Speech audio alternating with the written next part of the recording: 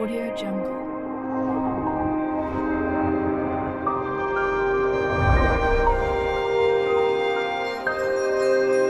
Audio Jungle. तो आज हमारे बीच चंदन सिंह, डॉक्टर चंदन सिंह पर्यावरण के विषय संदर्भ में चर्चा करने के लिए पधारे हैं।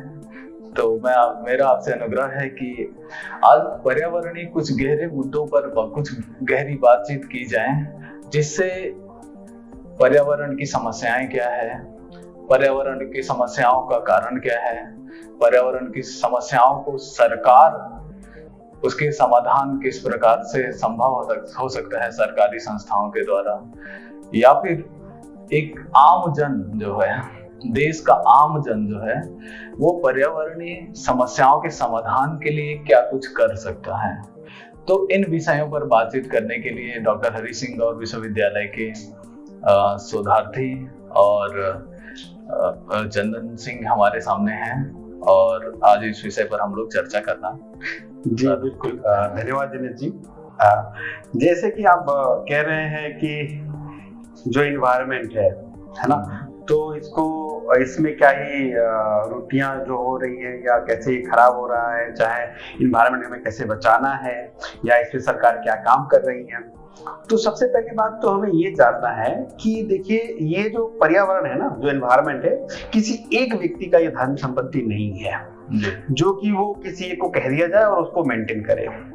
पर्यावरण का जो मेन जो डेफिनेशन है, जिसे परिभाषा हम कहें, बहुत लोगों ने बहुत अलग अलग तरीकों से इसके बारे में परिभाषा दिए हुए हैं।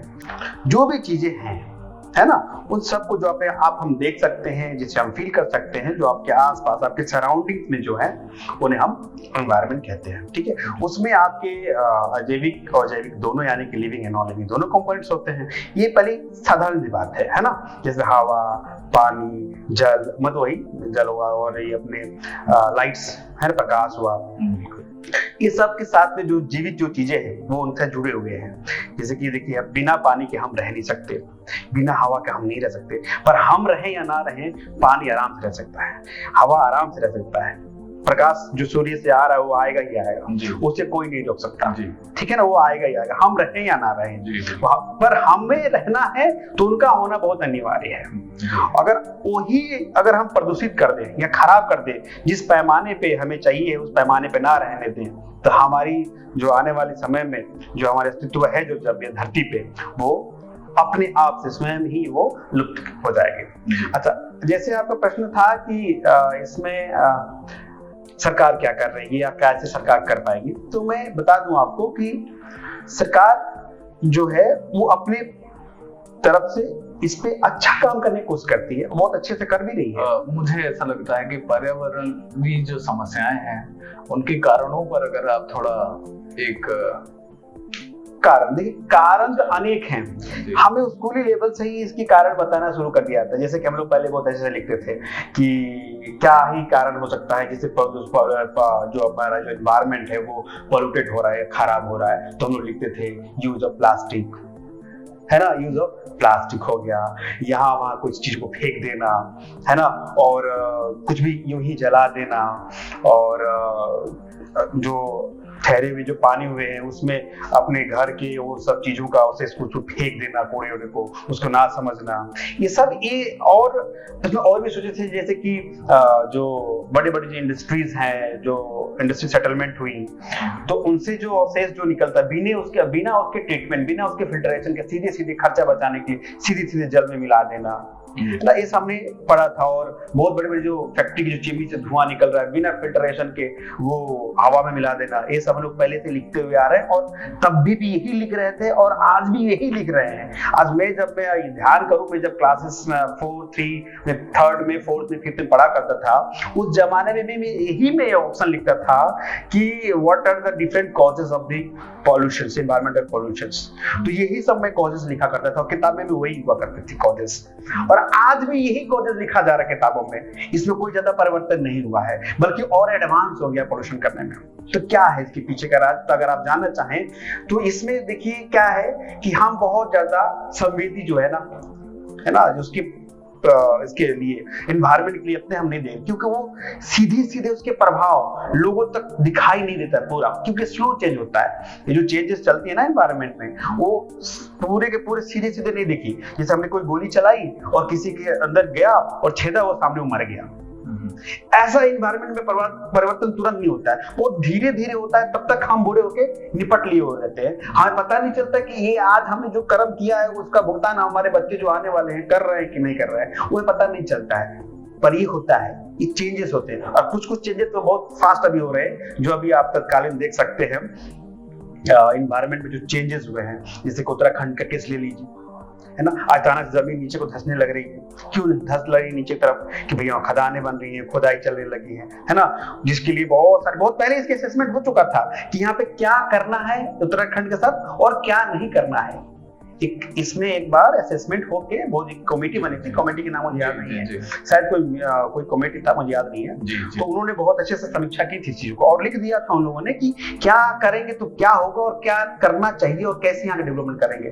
पर उससे विपरीत हो गया। सरकार कोशिश की, लेकिन लोगों की जरूरतों के आगे। यहाँ पर एक मेरे मन में एक प्रश्न उठ रहा है कि क्या पर्यावरणीय समस्याएं तो हैं और कई रूपों में हमारी नदियां प्रदूषित हो रही हैं, हमारा वायु प्रदूषण हो रहा है, हमारा जो मृदा है वो प्रदूषित हो रही है ना, और पर्यावरण के प्रभाव के रूप में बाढ़, सूखा, ये सब जो समस्याएं हैं वो हमें निश्चित रूप से आज देखने को मिल रही हैं। तो मेरा ये जिज्ञासा है कि क्या वो मनोवृत्तियां होंगी जिसके कारण मनुष्य इतना विवश हो जाता है कि वो पर्यावरण के प्रति उनकी जो संवेदनशीलता है, जो एक अस्तित्विक निर्भरता है, वो क्योंकि उनका अस्तित्व पर्यावरण के अस्तित्व पर निर्भर है, बिल्कुल है ना, अंतर संबंधित है। तो क्या इस अंतर संबंधित होने के बावजूद भी मनुष्य की एक कौन सी वो मनोवृत्तियां हैं, कौन सी वो दृष्टियां हैं जो उन्हें पर्यावरण के अत्यधिक दोहन या अनावश्यक दोहन या फिर उसके प्रदूषण के लिए जिम्मेदार है? धीरे जी, आप जो बात पूछ रहे हैं क्यों वो इतना विवश हो जाता है कि वो पर्यावरण के विरुद्ध? देखिए, विवश कोई होता नहीं है, विवश कोई नहीं होता है। ये लगता है हमें कि विवश हो गया है वो। इसके पीछे मैं बताऊं फिर से वही कहानी हमने क्लास 6 और 7 में पढ़ रखा है। क्या? एक्सप्लॉइटेशन हो रहे हैं, चीजों का एक्सप्लॉइट किया जा रहा है, उसे यूज नहीं किया जा रहा है, एक्सप्लॉइट किया जा रहा है। आपके 5 रुपए हैं, 5 रुपए संतुष्ट है, आपका सब कुछ चल जाएगा, दिनचर्या बहुत आराम जिंदगी जी सकते, लेकिन नहीं, आपको 5 के 15 चाहिए। तो इस धरती पे ना सब कुछ अवेलेबल है, संसाधन अवेलेबल है जितने की जरूरतमंद के लोगों के हिसाब से है। पर अगर वो लालच में तब्दील हो जाए, महात्मा गांधी खुद कह के जा चुके हैं, अगर वो लालच में तब्दील, फिर यहाँ का संसाधन क्या, कहीं भी संसाधन इंसानों के लिए कम हो जाएगा। संवेदी की रही सवाल कि क्यों नहीं कर पा रहे हैं, जब वो जानते हैं उपभोक्तावादी जो मनुष्य की मनोवृत्ति है, कंज्यूमरिज्म जो माइंडसेट है, क्या उसके प्रभाव में मनुष्य या उसके इतना डोमिनेंस में आ जाने के कारण मनुष्य इतना कुछ विवश हो रहा है कि वो पर्यावरण के प्रति असंवेदनशील या पर्यावरण को प्रदूषित भी कर रहा है? देखिए, जहां तक मैं इस चीज को समझ पा रहा हूँ या समझा हूँ अभी तक अध्ययन के हिसाब से भी, चाहे मैंने जिसे मिला, देखा और जो समझा, इसके पीछे मनुष्य की वो तो है ही लालचपन जो है ना, हर चीज का आगे करना, ज्यादा से ज्यादा करना, ये तो है ही। ये शुरुआती से आज से नहीं था, वो तब से शुरू था, जब इवोल्यूशन के दौरान से शुरू हुई है। ज्यादा से ज्यादा चीजों को संरक्षण का लिए प्राप्त करना और यूज करना, और यही शायद वजह भी रहा है कि इवोल्यूशन होते होते हम यहाँ तक पहुंच ही पाए हैं, इस लालच वजह से भी। कारण भी बन सकता है, लेकिन खैर ये मुद्दा नहीं है। इसे अगर सोशल पर्सपेक्टिव से देखना होगा हमें, है ना, कि क्यों ऐसा हो जा रहा है। देखिए, यहाँ पे मैं जो देख पा रहा हूँ, जो समझ पाता हूँ अपने हिसाब से, वो रहता है हमारा कहानी अपने लोगों से कॉम्पिटिशंस। जैसे कि मेरे पास मेरे परिवार में लोग हैं, इन सब के लिए चाहिए है, और हमें इनके अलावा देखना है कि कहीं पड़ोसी से हम कहीं कम तो नहीं है सोशल स्टेटस में। उससे स्टेटस को बनाए रखने के लिए हम हर चीज से कॉम्प्रोमाइज कर जाते हैं, जिसे हमें नहीं करना चाहिए इन टर्म ऑफ नेचर के साथ। अब देखिए, एक कोई भी व्यक्ति है, उसके पास घर है, अच्छा खासा घर है, पर उसे कहाँ बनाना है? पहाड़ों के बीच में एकदम ऊंचे अकेले एकांत बनाना है और फिर वहां से सौंदर्य को भोग करना है, पूरा देखना है, समझ कर भाई कितना सुंदर दिख रहा है, वहां जाना है। अब निश्चय है कि आप वहां पे काटोगे, पेड़ काटोगे, बनाओगे, कंक्रीट के घर बनाओगे। कंक्रीट के घर बनते ही अब क्या कर दोगे? बारिश होगा तो वहां तो बारिश बरसेगा नहीं, सबसे बड़ी बात। अब कंक्रीट के होने की वजह से वो पानी जो होगा बह के कहीं दूर चला जाएगा। पानी जो गिरा वो वही सोखना था, लेकिन वो बह के कहीं और चला गया, तो वहां जो वाटर ग्राउंड जो लेवल है वो तो कम होगा। तो इस तरीके से ये में सब कुछ इंसान के लालच पे डिपेंड है। जब तक इंसान इस बात को अपने अंदर जहन में ना ला ले ना कि भाई मुझे जितना चाहिए इतना ही चाहिए है, बस हो गया, अब हमें नहीं चाहिए है, तब उसका दोहन ना करें, वो आने वाली पीढ़ी के लिए रख दिया जाए। इसी के लिए इसे ना हम अपने टर्म में इसको सस्टेनेबल डेवलपमेंट कहते हैं। सस्टेनेबल डेवलपमेंट की कंसेप्ट आती है, आज की कंसेप्ट नहीं है सस्टेनेबल डेवलपमेंट, बहुत पहले दी गई थी कि सस्टेनेबल डेवलपमेंट। उसके तर्ज पे लोगों ने सस्टेनेबल इकोनॉमी कह लिया, सस्टेनेबल डेवलपमेंट कह लिया, अलग अलग टर्म के साथ में सस्टेनेबल डेवलपमेंट लगा देते हैं। कोई बात हो सस्टेनेबिलिटी देखते हैं, किसी बात में सस्टेनेबिलिटी, लेकिन सस्टेनेबल हो रहा है कि नहीं ये बाद में देखते हैं, पहले अपना करते हैं वो, है ना। उसके लिए अगर 2 पेड़ काटने पड़े तो काट देंगे, उसके दूसरे विकल्प नहीं देख सकते कि इसका दूसरा विकल्प क्या होगा, क्योंकि उन्हें जल्दी जल्दी चीजों करना है। और किसी ने बहुत अच्छा कहा है कि इकोनॉमी और environment are the 2 opposite thing. E for economy और E फॉर एनवायरनमेंट, दोनों E कभी भी पैरेलली लेके चलना संभव नहीं होता। अगर एक को आप बढ़ाओगे तो एक घटेगा। अब आप इकोनॉमी की तरफ जाओगे तो एनवायरनमेंट में क्षति पहुंचेगी। अब इसी को बैलेंस करने को ही हम सस्टेनेबिलिटी कहते हैं। और ये बात लोग सोचते हैं सस्टेनेबिलिटी का जो मतलब है वो डिक्शनरी से निकाल लेते हैं कि सस्टेनेबिलिटी का क्या मतलब है, तो सस्टेनेबिलिटी की डेफिनेशन को पढ़ लेते हैं कि यही इसका मतलब है, पर मतलब वो नहीं है। मतलब है इकोनॉमी और एनवायरनमेंट। जब ये चीजें हम करेंगे तो दोनों को जब बैलेंस करना सीख जाएंगे हम तो हो जाएगा। और ये कैसे बैलेंस होगा? इसमें सिर्फ एक व्यक्ति के बोलने से या आपके पूछ लेने से या हमें गवेषणा एनजीओ के थ्रू से बातें लोग कर देने से ये नहीं होगा। ये हर एक व्यक्ति को बड़ा ही अच्छे से संवेदी जो कह रहे हैं ना, सब पूरा संवेदनाओं के साथ सोचना होगा, तब जाके होगा। तो एक तरह से जो सस्टेनेबल डेवलपमेंट की जो अवधारणा है वो इकोनॉमी और एनवायरनमेंट के बीच की एक बैलेंसिंग अवधारणा है। बिल्कुल। और निश्चित ही ये आने वाली पीढ़ियों के प्रति एक उत्तरदायित्व के बोध का विकास भी करता है कि आने वाली पीढ़ियों के लिए भी हम संसाधनों को जीवित बनाए रखें। तभी तो अरे हम करते किस लिए हैं? हम कर क्या रहे हैं? हम कर क्या रहे हैं कि भैया हम करेंगे, शादी करेंगे, ब्याह करेंगे, बच्चे पैदा करेंगे, उनके लिए घर बनाते हैं, करते हैं, वो करते हैं ऐसे। किन के लिए? बच्चों के लिए। पर हमें नहीं पता चलता है जिस बच्चे के लिए हमने पेड़ को या गैर कानूनी ढंग से उसको कब्जा कर वहां के संसाधनों को, नेचर प्रकृति को दोहन करके बर्बाद करके फिर अपने बेटियों को रख रहे हैं। इसका मतलब आप बेटियों को कुछ रख नहीं रहे हो, उसके ऊपर और जहर और पॉइजन और उसके ऊपर बहुत सारे आफत मरोड़ के जा रहे हो, पूरी के पूरे आफत। आप तो निकल लोगे, हम निकल लेंगे, पर हम दे क्या जाएंगे? भूकंप, सूखा, पानी की किल्लत, प्रदूषित हवा, इसके अलावा क्या देके जाएंगे? और आप बड़े खुशी से मरेंगे सोच के कि मुझे जाकर ऊपर क्या मिलने वाला है। धर्म के हिसाब से अपने अपने मार्ग मिल जाएंगे। यही ना सोचते हैं लोग कि भैया चलो हम मुक्त हो गए, हमने अपनी जिम्मेदारी निभा दी, अब काम तमाम है, अब हम चल रहे हैं प्रभु के चरणों में, चाहे जिसको जिस चरण में जाना है वो चला जाता है। अच्छा चंदन जी, ये बात तो बहुत स्पष्ट है कि ये एक वैश्विक समस्या है। बिल्कुल है ना, ये एक ग्लोबल प्रॉब्लम है, एनवायरमेंटल प्रॉब्लम। तो इसके समाधान बहुत छोटे छोटे प्रयासों द्वारा ही मात्र संभव नहीं है। इसके लिए एक वैश्विक स्तर पर प्रयास होना जरूरी है। बहुत सारी संस्थाएं, नेशनल इंटरनेशनल संस्थाएं इसके लिए प्रयासरत हैं, कई सारे सम्मेलन भी हुए हैं। तो क्या सरकार, विभिन्न प्रकार की जो सरकारी संस्थाएं हैं और अंतर्राष्ट्रीय जो संस्थाएं हैं, उनका क्या योगदान हो सकता है पर्यावरणीय संस्थाओं के, पर्यावरणीय समस्याओं के निदान में या उसके समाधान में? देखिए, जो संस्थाएं जितनी बनाई गई हैं, ये संस्थाएं अपने सीमा के हिसाब से वो काम कर रही हैं। तो संस्थाओं में कितने लोग होते हैं? 100, 150, 300, 400। लेकिन संस्थाओं के जो प्रयास है, हाँ, उसमें एक बड़ी इकोनॉमी इन्वेस्ट होती है। हाँ, और ये एक सरकारी प्रयास द्वारा ही संभव है। तो सांस्थानिक जो प्रयास हैं वो एक बहुत महत्वपूर्ण प्रयास नहीं, बिल्कुल। जब तक संस्थानिक प्रयास अच्छे से ढंग से काम नहीं करेंगे तो इसे बचा पाना मुमकिन ही नामुमकिन होगा।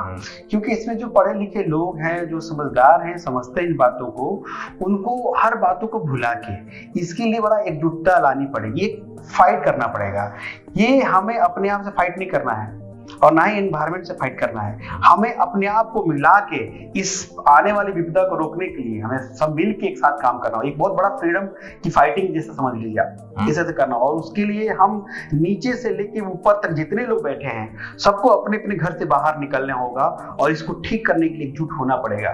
हर बात को भुलाना होगा। जात, धर्म, कर्म, देश, सब जितनी सारी चीजें हैं ना, वो सेकेंडरी मुद्दा करना होगा।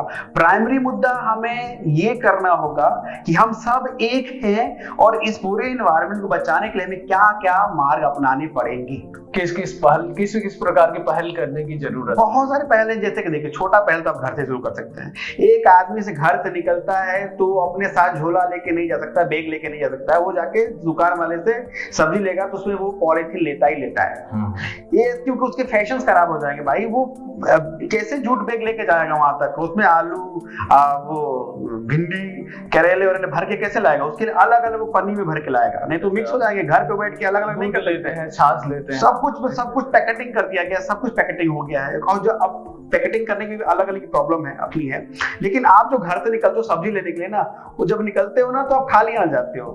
आप नहीं सोचते हो कि चलो एक बैग ही ले चले और इसी बैग में आलू ले लोगे तो क्या आलू क्या वो झोले से गिर के नीचे क्या शक्कर है कि बिखर जाएगा? इतने बड़े आलू है, रख दिया जाएगा। मिर्चा उसी में रख लो, सब कुछ एक ही में लो, घर में लाकर सॉर्ट आउट कर लो। मिर्चा को अलग कर लो, आलू को अलग, और 10 मिनट अपना काम कर लेंगे, सब अच्छा ही रहेगा। लेकिन नहीं, इतना ही नहीं कर सकते। और जितने सारे बहुत बहुत बड़े बातें होनी जाती है कि हमने ये करा दिया, हमने वो करा दिया, हमने यहाँ से करा दिया, हमने वहां से करा दिया। तो ये बहुत स्पष्ट है। स्पष्ट यही है ना कि एक एक कदम अपना खुद उठाओ, ऑटोमेटिक ठीक हो जाएगा भाई मेरे। इतनी बड़ी बड़ी चीजें नहीं, देखो जो धीरे धीरे चेंज होती है ना, उसे धीरे धीरे ही सुधारा जा सकता है। क्योंकि मैंने बोल चुका हूं कि जो एनवायरनमेंट, जो डिग्रेडेशन हो रहा है ना, शुरुआती से बहुत पहले से होते हुए आ रहा है ना। लेकिन हमें पता नहीं, क्योंकि ना जितने सारे जीव होते हैं ना, जीव के पास एक एडेप्टेशन मैकेनिज्म होता है। बदलते हुए प्रकृति के साथ में अपने शरीर को भी वो बदल लेते हैं। इसी को डार्विन थ्योरी भी कहा जाता है ना, चेंज जो होता है, adaptation, survival of the fittest, जो सर्वाइव, तो वही सर्वाइव करते बच जाता है। लोग तो सोचते हैं कि भाई कहाँ बदला हुआ है। और कोई कोई तो इतना भी कह देता है कि एनवायरनमेंट कुछ नहीं बदल रहा है, क्लाइमेट कुछ नहीं बदल रहा है, बस हमारी एज बदल जा रही है। इस वजह से हम जो ज्यादा से थोड़ी सी टेम्परेचर, हमें टेम्परेचर ज्यादा लगने लगता है और ठंडा ज्यादा लगने लगता है। ये एज के हिसाब से प्रॉब्लम होती है। कोई कोई बड़े बड़े जो पद पे संभाल रहे हैं वो ये कह जाते हैं, तो सारे लोगों की हुई मेहनत को ये 2 मिनट में गुड़ गोबर कर देते हैं। तो उनको पहले लगाम लगानी चाहिए, उनको समझाने चाहिए कि देखिए भैया, जो भी कहना है कहो, ठीक है, लेकिन जो चीजें जिनके लिए है वो वही कहे तो सही है, समझाए तो ठीक है। तो ये बहुत स्पष्ट है कि एनवायरमेंटल जो चेंज है वो एक ऑब्जेक्टिव चेंज है और वो सबके लिए है। ऐसा नहीं है कि जिनकी केवल उम्र बढ़ रही है उन्हीं को ही इसका अनुभव हो रहा है, सूखा, बाढ़ केवल उन्हीं को ही अनुभव होता है। एनवायरमेंटल जो चेंज है ये है वो बड़े सबके लिए सत्य है, उतना ही सत्य है। और एक सबके लिए एक समस्या भी है, बहुत है ना। समस्या है। तो ये चीज हम लोग बहुत स्पष्ट रूप से समझ पा रहे हैं कि ये आरोप लगाना कि एनवायरमेंटल चेंज में इंस्टीट्यूशंस का ऐसे जो प्रोडक्ट्स बना रहे हैं जिससे एनवायरनमेंट जो है प्रदूषित हो रहा है, उन पर आरोप लगाना बहुत आसान होता है। लेकिन उन प्रोडक्ट्स को हम ही खरीदते हैं और हम ही यूज करते हैं और पर्यावरण में हमारे द्वारा ही छोड़ा जाता है, जो कि पर्यावरण प्रदूषण का बहुत बड़ा एक कारण है। तो कहीं ना कहीं ये जो पर्यावरण की जो वैश्विक समस्या है, इसका समाधान हमें एक व्यक्तिगत स्तर पर भी देखने को मिलता है कि हम दैनिक जीवन की जरूरतों में जो पन्नियां यूज कर रहे हैं, फूल मालाएं यूज करके हम नदियों में बहा देते हैं, है ना। और घर में हम एसी यूज कर रहे हैं, तो उनसे निकलने वाले जो गैस हैं वो ग्लोबल वार्मिंग के लिए किस तरीके से रिस्पॉन्सिबल हैं। तो ये जो दैनिक जो जीवन की जरूरतें हैं, यही हमारे किसी न किसी रोल में धीरे धीरे बहुत सारे सामूहिक उपयोग के द्वारा एक वैश्विक समस्याओं को जन्म दे रही हैं। ऑब्वियसली बात है, क्या आप अपना कपड़ा खुद से नहीं धो सकते? बिल्कुल धोया जा सकता 4 कपड़ा है, 2 सेट रखे रहो कपड़ा, तो क्या हो जाओगे आप? कमजोर के में काउंट हो जाओगे। भाई मेरे, आपके पास 4 सेट कपड़ा है तो 1 सेट पहन लो, रोटेटिव पहनो, और एक दिन संडे मिलता है, सैटरडे मिलता है, एक अपने हाथ से धुल लो। बिल्कुल। उसके लिए वॉशिंग मशीन चलाने की क्या जरूरत है? नहीं। पड़ोसी घर में आया तो हम भी लाएंगे, हम भी अपनी बिटिया के शादी में जब करेंगे तो उसको हम वॉशिंग मशीन देंगे, नहीं तो हमें बिटिया को दुख मिलेगा, ससुराल वाले ताने मारेंगे। ये सब चीजें मानव के अंदर भरा पड़ा है भाई। पहले उनको दिखाना होगा कि ये जो झूठी दिखावा जो तुम कर रहे हो ना, इससे जल्दी से निकलो, नहीं तो ये झूठी दिखावा से कब तुम निकल जाओगे पता ही नहीं चलेगा। और आने वाली पीढ़ियों के लिए हम एक अभी हाल ही फिलहाल में ना यहाँ पे राजस्थान में, जी जी, अभी ज्यादा दिन नहीं हुआ, 1 हफ्ता हुआ, सिंक होल बन गया अचानक से बीच रास्ते में। 1 किलोमीटर के दायरे में जमीन आधा तरफ धंस रही थी, किसी को पता ही नहीं कि हो क्यों रहा है, किसी को नहीं पता। सरकार ने उसको रोक लगा, यहाँ पे कोई नहीं जाएगा, 144 लगा, कोई नहीं जाएगा वहां पे। सरकारी टीम आई, साइंटिस्ट आए, देखे, समझे, तो पता चलता है कि भाई वो सिंक होल उसको कहते हैं। वो कैसे क्रिएट होता है? तो किसी जमाने में वो वहां पे गड्ढा था और वहां पे पानी हुआ करता था। क्या हुआ करता था? पानी, और पानी के ऊपर जमीन था। जब तक उस चेंबर के अंदर पानी था तब तक उसके प्रेशर से ऊपर से पानी धस के अंदर नहीं जा रहा था, पर पानी धीरे धीरे सूख गया। अब नीचे अंदर बन गया क्या? खाली चीज। क्या बन गया? खाली। अब धीरे धीरे ऊपर प्रेशर बना, वो गड्ढा हो गया वो। क्योंकि पानी होता तो भाई पानी में तो रहता ना, जो ऐसा पड़ा रहता, लेकिन नीचे खाली होने के बाद वो धस गया, इतना ज्यादा धस गया। और कहाँ सिंक होल बनेगा उस एरिया में, अब वहां शुरू हो गया सिंक होल का एक नया परचम चलेगा। देखना, आए दिन आने वाले सालों में आए दिन सिंक होल बने, 1 किलोमीटर 1.5 किलोमीटर की जगह में बनेंगे वो। तो हम लोग देखते हैं कि कितना एक गंभीर समस्या है, बहुत बड़ी समस्या। इसे कोई नहीं सोच रहा है, किसी को कुछ नहीं पड़ी है भाई, किसी को कुछ नहीं पड़ी, कोई सोच ही नहीं रहा। जो सोच रहा है वो परेशान है, वो चिल्ला रहा है तो कोई सुन ही नहीं रहा है, क्योंकि सबको अपनी। तो कहीं ना कहीं ये चीज निकल करके सामने आती है इस चर्चा से कि मानव अपनी वर्चस्वता के बोध के कारण, यानी अपने वर्चस्वता को हासिल करने के कारण लिए वो संसाधनों का अत्यधिक और अधिक से अधिक दोहन करना शुरू कर, जितना उनको जरूरत है उससे कहीं ज्यादा और अनावश्यक दोहन करना शुरू कर। और इसमें दोनों तरह के प्राणियों का दोनों लोगों का मिली जुली काम है। अच्छे लोग और बुरे लोग, जो लोग समझते हैं जिनको, अच्छे लोगों का भी हाथ है और बुरे लोगों का भी हाथ है। आज की समस्या नहीं है ये वर्चस्व वाली, ये शुरू से होते हुए, तब भी शुरू से जब हुआ है, जितने सारे इतिहास में पीछे देखो, वर्चस्व की लड़ाई करते करते करते सिर्फ दोहन ही हुआ है, बर्बादी हुआ है और कुछ नहीं हुआ। देख लो, जो भी चीजें बनी सिर्फ तोड़ी गई है, बनाई कम गई है जी। तो पर्यावरणीय जो समस्या है वो अत्यधिक दोहन का बहुत एक वैश्विक परिणाम के रूप में हमारे सामने आया है। और ये कोई एक समय के दौरान की जाने वाली गलतियों का परिणाम नहीं है, ये लंबे समयों अंतराल में की गई हमारी उपभोक्तावादी सोच का एक परिणाम है। और इसकी जो परिणाम अभी जो हम झेल रहे हैं, इसे कई गुना बुरी तरीके से हमारे आने वाले संतान झेलेंगे, चाहे वो गरीब हो, धनी हो, चाहे ऐसी बैठा हो, चाहे कहीं बैठा हो, वो निपटेगा। निश्चित ही अगर आज हम लोग उत्तरदायित्व की भावना का विकास अगर नहीं करते हैं, बिल्कुल, तो आने वाली जनरेशन को हम एक बहुत गहरे पर्यावरणीय संकटों से जूझता हुआ संसार सौंप करके जाएंगे। इस तरह से तो नहीं रहेगा, जो संसार इस तरह से है इतने तरीके से नहीं रहेगा।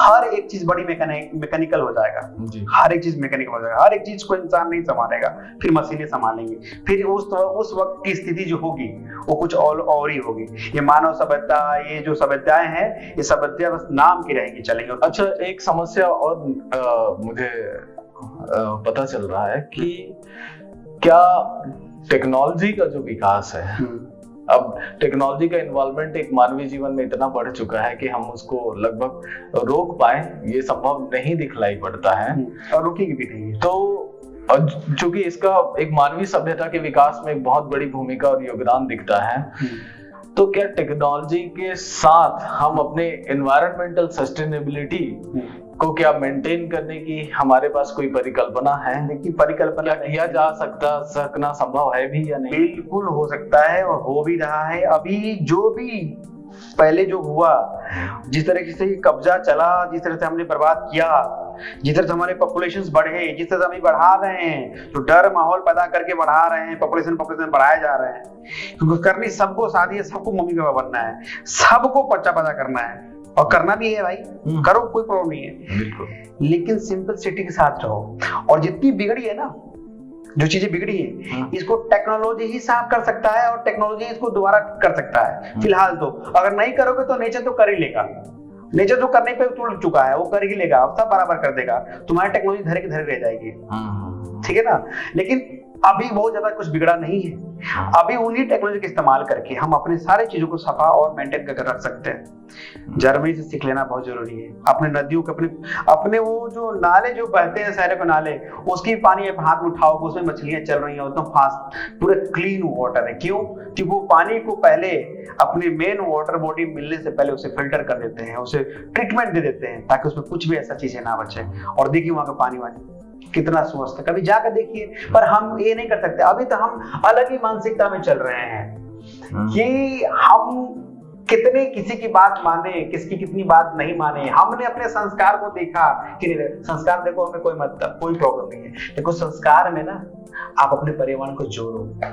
जिस तरह की आगे चलती हुई डिमांड है ना, वो डिमांड साथ में आप थोड़ा मैच करना सीखो, खुद को अपग्रेड कर सको। आप एक पीढ़ी को खींच के अपने तरफ ला रहे हो और वो आप छोड़ा के आगे तरफ जा रहा है, वही चल रहा है। क्या चल रहा है? पीछे जो पीढ़ी अपने तरफ खींच रहा है और आगे पीढ़ी जो आगे तरफ जाना चाहता है। अब वो दोनों खींचातानी में एक चीज छूट गया है, वो है एनवायरनमेंट। निश्चित रूप से इंडिया के केस में ये फिल्ट्रेशन वाली जो समस्या है, ये बहुत बड़ी समस्या है भारत के लिए, क्योंकि गंगा नदी में हम लोग देखते हैं कि आगरा में जो ऑयल फैक्ट्रीज हैं और भी तमाम तरह की जो फैक्ट्रीज हैं, वो अपने प्रोडक्ट्स के जो वेस्टेज हैं उसको, हाई मटेरियल जो प्रोडक्ट्स के वेस्टेज हैं उनको डायरेक्ट विदाउट फिल्टर जो है गंगा में प्रवाहित कर दिया जाता है। हैवी मेटल्स बहुत सारे और उससे सिंचाई होती है, तो निश्चित रूप से फसलों में जीव जंतु अगर उस पानी को पीते हैं तो निश्चित रूप से फिर जीव जंतु भी गए, पेड़ पौधे भी गए, उसी अनाज से उगाया फसल फिर आपके वापस शहर में आएगा, आप खाओगे, आप बीमार पड़ोगे। जी। Numbers of frequency of heart attack के बारे में सुन रहे हैं। जिस एज में हार्ट अटैक जिसको नहीं आना चाहिए आज उसको भी आ रहा है। इसके पीछे का खाना पीना ही तो है। कैसे प्रदूषण, सब हम प्रदूषण कर चुके हैं। रिकमेंडेशन का टाइम है, रिकमेंड का। तो ये बहुत उत्तरदायित्व बोध का समय है हम लोगों के लिए कि अभी हमने पर्यावरण के किया है कि अभी उसको सुधारा नहीं जा सकता। अगर हम टेक्नोलॉजी का उपयोग करें और अपने ट्रू इंसान होने का जो इंसानियत है ना उसको वहां पे लेके रखें, अपनी लड़ाई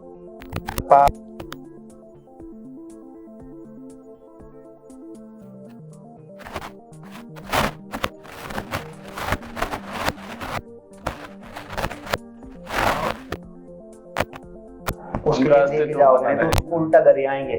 जी है ना, ऐसा नहीं है। तो पर्यावरणीय जो समस्या है बहुत ही एक बृहद और व्यापक समस्या है, जिस पर कई दिनों और घंटों तक चर्चा की जा सकती है। बिल्कुल की जा सकती है। आज की हमारी इस चर्चा में यह बात निकल करके आती है कि ये जो समय है बहुत ही अपने समाज को उत्तरदायित्व के बोध से जागृत करने का समय है, जिससे हम पर्यावरण में हुए क्षतियों का फिर से एक क्षतिपूर्ति कर सकें और आने वाले भविष्य को एक नए समाज, एक नई पर्यावरण देने का प्रयास करें जिसमें वो जिंदा रह सकें, जिंदा ही नहीं स्वस्थ रूप से जीवित रह सकें।